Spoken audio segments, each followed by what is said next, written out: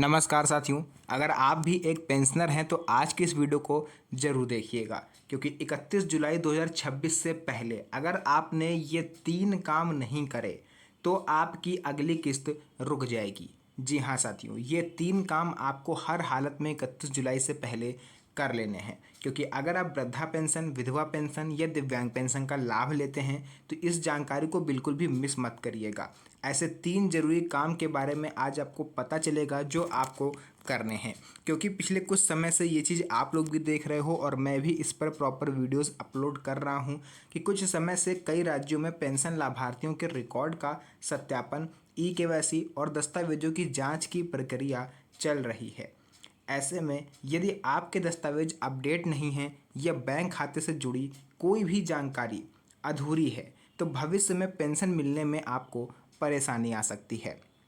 जी हाँ साथियों, पिछले कई महीनों से सरकार इस चीज़ का सर्वे करवा रही है। वृद्धा पेंशन, विधवा पेंशन, दिव्यांग पेंशन, ठीक, और एक और होती है निराश्रित पेंशन।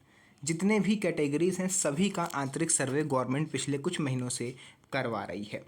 सरकार पेंशन लाभार्थियों का सत्यापन क्यों कर रही है, ये सवाल आपके मन में भी उठ रहा होगा कि आखिर सत्यापन करने की ज़रूरत क्या है। जब हमने आवेदन किया था तो सत्यापन करने के बाद ही हमारा आवेदन अप्रूव हो पाया था, तो अब हर बार सत्यापन क्यों? तो देखिए, सरकार का उद्देश्य किसी योग्य व्यक्ति की पेंशन को रोकना बिल्कुल भी नहीं है और ये मत सोचिएगा कि सरकार को पेंशन ना देनी पड़े इस वजह से सरकार गलतियां निकाल रही है, बल्कि सरकार यह सुनिश्चित करना चाह रही है कि पेंशन का लाभ केवल वास्तविक और पात्र लोगों तक ही पहुंचे। साथियों, कई जगहों पर जांच के दौरान ऐसे मामले सामने आए हैं जहां रिकॉर्ड अपडेट नहीं थे, कुछ लाभार्थियों की जानकारी अधूरी थी या कुछ मामलों में अपात्र व्यक्तियों के नाम भी सूची में पाए गए। ऐसे मामलों को ठीक करने के लिए समय समय पर सत्यापन अभियान चलाए जाते हैं। अब ये अभियान इसलिए भी चलाया जा रहा है क्योंकि जहाँ पर आप लोग आवेदन करते हो और जिस अधिकारी तक फाइल पहुँचती है, कई बार ऐसा देखा गया है कि वो लोग आपका अकाउंट नंबर चेंज करके अपने किसी रिलेटिव का या अपना अकाउंट नंबर वहाँ पर डाल देते हैं ताकि नाम आपका रहेगा, आवेदन आपके नाम से हुआ लेकिन पेंशन उनके अकाउंट में जाएगी। आप खुद सोच के देखो कितना गंदा काम ये लोग करते हैं, जिनकी सैलरी लगभग 50,000, ठीक 40,000 या फिर 60 से 70 हज़ार रुपये तक सैलरी होती है, वो 1,000 और 1,500 रुपये के पीछे धांधली करते हैं। तो इसी वजह से सरकार को और थोड़ा डाउट हुआ है कि कई लोगों की पेंशन एक ही खाते में जा रही थी, जिसकी वजह से सरकार ने पूरे लाभार्थियों की जांच कराने का फैसला किया। इसी कारण सरकार लाभार्थियों से आधार, बैंक खाते, जीवन प्रमाण पत्र और अन्य आवश्यक दस्तावेज अपडेट रखने की अपील करती रहती है। वृद्धा पेंशन 60 वर्ष या उससे अधिक लेने वालों के लिए ज़रूरी अपडेट। पहला काम जो आपको करना है, जीवन प्रमाण पत्र आपको जमा करना है। यदि आपके राज्य में जीवन प्रमाण पत्र जमा करना हर साल अनिवार्य है तो इसे समय पर जमा जरूर करें। जीवन प्रमाण पत्र का उद्देश्य यह सुनिश्चित करना होता है कि जिस व्यक्ति के नाम पर पेंशन जारी हो रही है वह जीवित है। यदि आपने पहले भी जीवन प्रमाण पत्र जमा किया है तो भी संबंधित कार्यालय या बैंक में यह जांच लेना बेहतर होगा कि आपका रिकॉर्ड अपडेट है या नहीं। साथियों, जीवन प्रमाण पत्र ये हर साल देना ज़रूरी होता है।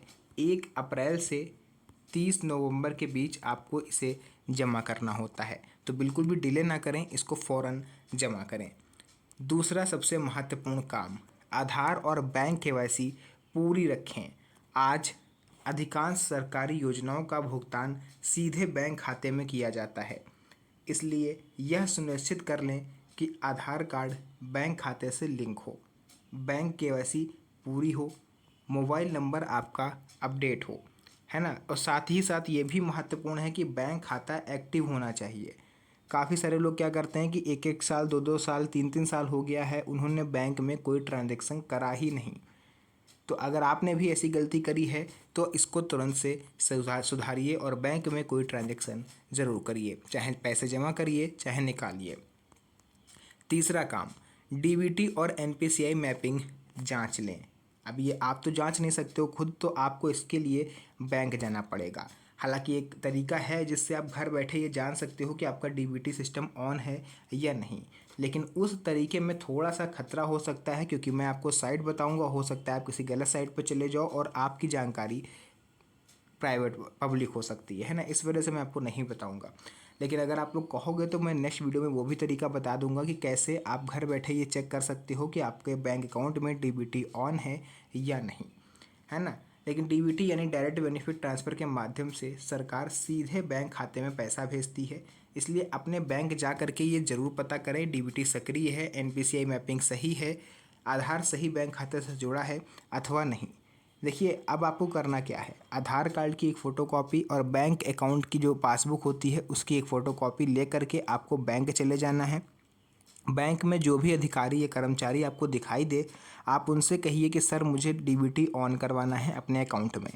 फिर वो आपसे आधार कार्ड की फ़ोटोकॉपी और पासबुक की फ़ोटोकॉपी मांगेंगे, आपको वो दोनों दे देना है एंड विद इन 15 मिनट्स आपका जो डीबीटी सिस्टम है वो ऑन कर दिया जाएगा। अगर पहले से ऑन है तो उसके बारे में भी आपको बताया जाएगा। दिव्यांग पेंशन लेने वाले लाभार्थियों के लिए ज़रूरी बातें। यदि आप दिव्यांग पेंशन का लाभ लेते हैं तो अपने राज्य की वर्तमान व्यवस्था के अनुसार यह जांच लें कि कहीं दिव्यांग प्रमाण पत्र के नवीनीकरण या सत्यापन की आवश्यकता तो नहीं है, क्योंकि कई राज्यों ने इसमें चेंजेस करे हैं। कई राज्यों ने हर 6 महीने पर इसमें रिन्यूअल का प्रोसेस जोड़ दिया है। कई राज्य 1 साल पर इसका रिन्यूअल करवाते हैं, कई राज्य 2 साल पर। तो ये ज़रूर जांचिए कि आपके राज्य में प्लानिंग क्या है। इसी के साथ साथ Aadhaar, e KYC, bank KYC, DBT, bank खाता, मोबाइल नंबर, ये सब एक्टिवेट और चालू रखिए। समय समय पर पेंशन का स्टेटस भी खुद से चेक करते रहा करिए। विधवा पेंशन लेने वाली माताओं के लिए ज़रूरी अपडेट। यदि आप विधवा पेंशन का लाभ ले रही हैं तो अपने राज्य की ओर से जारी निर्देशों पर नज़र रखें। यदि किसी सत्यापन अभियान के दौरान मृत्यु प्रमाण पत्र या अन्य दस्तावेज मांगे जाएं तो उन्हें समय पर जमा करें। इसके अलावा आधार अपडेट रखें, बैंक केवाईसी पूरी रखें, डीबीटी सक्रिय रखें, मोबाइल नंबर चालू रखें और जो भी चीज़ें हैं वो सब आप कंप्लीट करिए।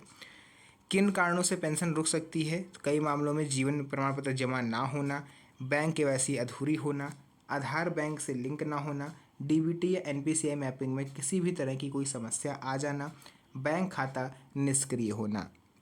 तो ये कुछ रीज़न होते हैं जिस वजह से आपकी पेंशन परमानेंट रुक सकती है।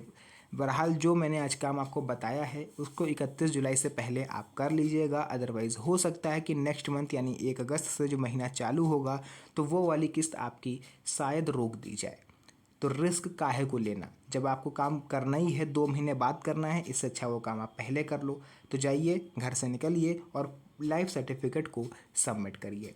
तो जो भी जानकारी थी मैंने आपको यहाँ पूरा विस्तार से बता दिया है। चैनल पे पहली बार आए हैं तो चैनल को सब्सक्राइब करना बिल्कुल भी मत भूलिएगा। साथ ही साथ वीडियो को लाइक करके वीडियो को अपने यार दोस्तों, रिश्तेदारों के साथ शेयर जरूर कीजिएगा, ताकि उन्हें भी इन सब चीज़ों के बारे में जानकारी हो पाए।